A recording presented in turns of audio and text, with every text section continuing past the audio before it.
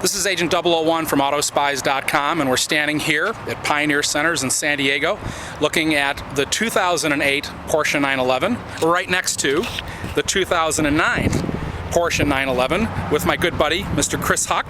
Chris, how you doing? I'm doing great, Don. Thanks for coming out. Hey, why don't you tell the Autospies readers the differences, the main differences in the car. We're going to go through the exterior, the interior, and talk about some of the new options. So if we could maybe start here at the 2008, doing a little comparison of the front, that'd be a great start.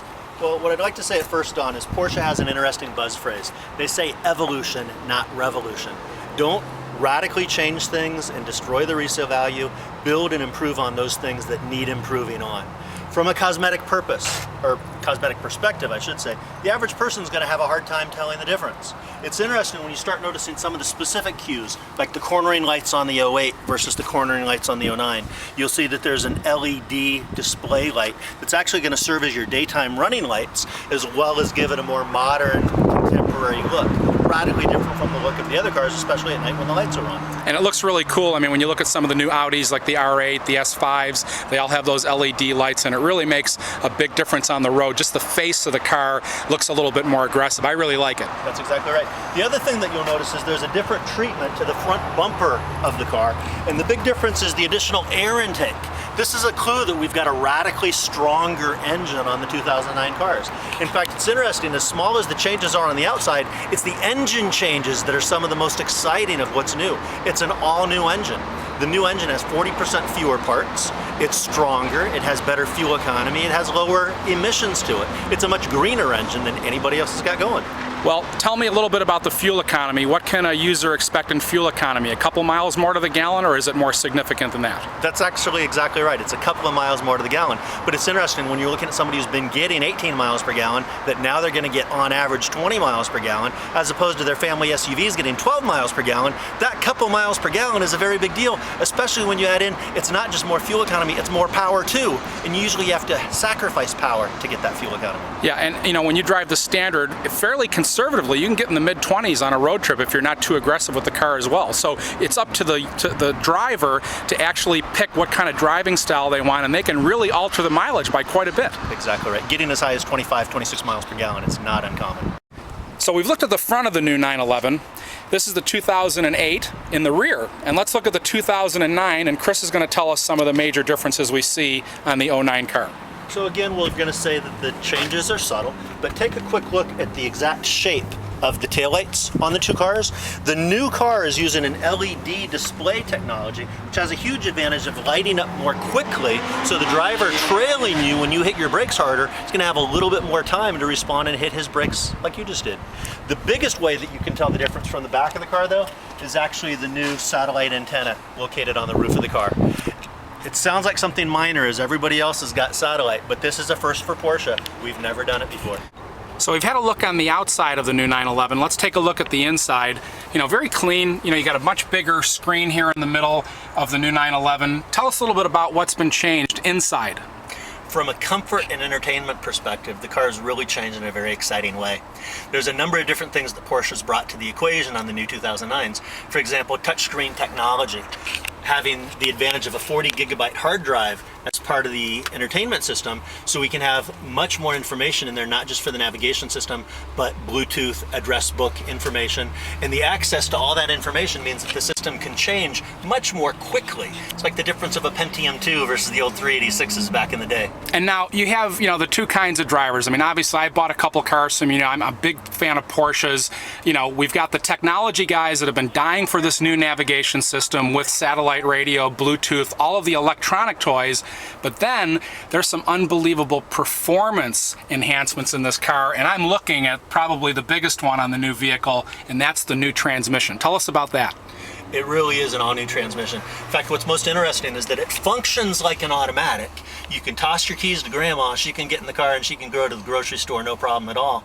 But a serious track enthusiast, at the push of a couple of buttons, has a serious manual transmission. What this actually is two separate manual transmissions located side by side in a center housing. There's 7 different gears. There's always 2 that are engaged, 1 that's in use. The shift quickness is extremely fast. much quicker than anything any automatic transmission's ever brought to the equation. Now, they've had a Tiptronic in the past. Obviously, this is different, but here's the big question, right? The Porsche Carrera S driver like me says, okay, for the first time, am I going to choose an automatic, and what is it going to mean to me when I'm at the signal light going 0 to 60? Because hey, look, I gotta really push this thing to show that I'm really cool and get it as fast to 60 as I possibly can. Is it going to make a difference to me? It's going to make a huge difference, Don. In fact, if you think back to when the Carrera GT first came back out a few years back, and the first couple of drivers got into the Carrera GT, thought they were really something with all their racing experience, and promptly stalled out at the light. How embarrassing for them. I'll tell you, with the new PDK transmission, what's really impressive is that's never going to happen. So now, you told me inside the dealership, which I love because I've had a chance to drive with him, you put Mr. Haywood in a car next to you with a manual transmission against this new PDK, 0 to 60, and with all his racing knowledge, what happens? Poor Mr. Haywood, you're going to be faster. It's really exciting because for the first time, someone who lives in a metropolitan area who gets stuck in the traffic of Santa Monica, Orange County, you know, they have a real solution here. Before, in the past, you didn't really have a great option in the automatic. It was okay, but it really didn't say, you know, there is no substitute. With this new PDK, Porsche has really done some amazing stuff with it, and I think you're really going to enjoy it, and you're going to have to come for a test drive. We're going to look at some of the navigation screens and a little bit closer look in just a second, but stay tuned with us here at the 2009 Porsche 911.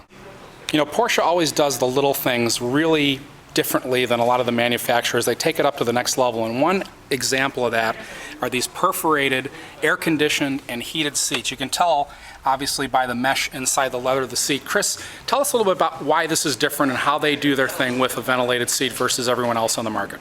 Porsche's had problems with other manufacturers' ventilated seats because they'd actually blow cold air at you.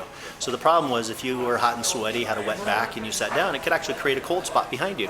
Porsche's new system is doing things differently. It's pulling the air away from you. It's helping to wick away moisture, helping you to dry out and stay more comfortable. Very nice. We're going to get inside now and take a look at some of the navigation screens and see what's new for 2009. So it seems like the Germans have always lagged behind when it comes to technology inside the car, like navigation systems, but from what I've seen in this short demo, it's really impressive with what they've done. Can you take us through some of the screens and show us what's different for 2009 and how much easier the interface is on this new 911? Absolutely. One of the nicest things is that the new system is completely touchscreen. You notice there's very few buttons around the perimeter now. Instead, you've got a header and a footer column that give you different features that can be brought up that are fully programmable based on you and your desires. So you were showing me earlier, just on the point of interest, it just seems like it's a much easier, you know, you're driving along, you need gas in the car. Show me how quickly and easily you can actually set it to go find a gas station near here where we are. It's quick. You want to look at your map, tell it you know it's smartest to not be driving, zoom in, see a gas station. That's Chevron. I'd rather go someplace else. Oh, Citgo, I can get a soda. I tell it that I want directions to there. And pretty much you're done. It's easy. So we've got satellite radio now in the new car. Absolutely. You can check it, you know, here from the different source icons. Very easy to switch back and forth. As well as CD and auxiliary inputs. You can listen to your iPod. You can have music loaded up onto a flash drive. Okay. Pretty convenient. And if I want, and I opt for the multi-function steering wheel, which I like and some customers don't, is it all controllable in the new system from the multi-function wheel, or is that still something that you have to touch the screens for a lot of the features? Depending on exactly what screen you're in, you'll have controls for volume, station fine-tuning, a mute button when your phone rings, if you're not using the Bluetooth system. And we're just in a lowly turbo here. That's why it's not on here. For how much is this car? Here we've got the sport wheel instead at about $140,000. Okay. It's a thicker wheel Yes. than the multi-function wheel. There's German logic there for you. 140 grand on the car and you don't get the multi-function wheel. But we won't go into that. That's just my little pet peeve as a former customer, in case any of the Porsche PR people will be listening to this. I want a multi-function wheel standard. Everyone else has it, even a Prius. I want it thicker. I want it thicker. So are there any other features about this? We've got Bluetooth. It looked like it was very easy when I set up for the phone. It says find the telephone. Pretty simple to get it. And you can see the arrows are searching for an applicable Bluetooth phone.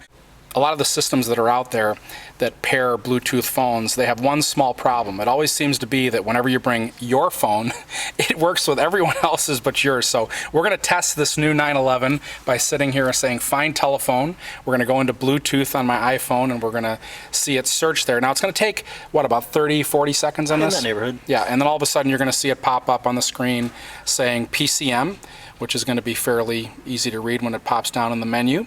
It's just such a great thing to have this kind of a system, and I would imagine that Porsche has engineered the Bluetooth in here like BMW, for example, where when you actually use it, people aren't asking you to hang up and switch to the phone all over again because the sound quality is so poor and there's an echo.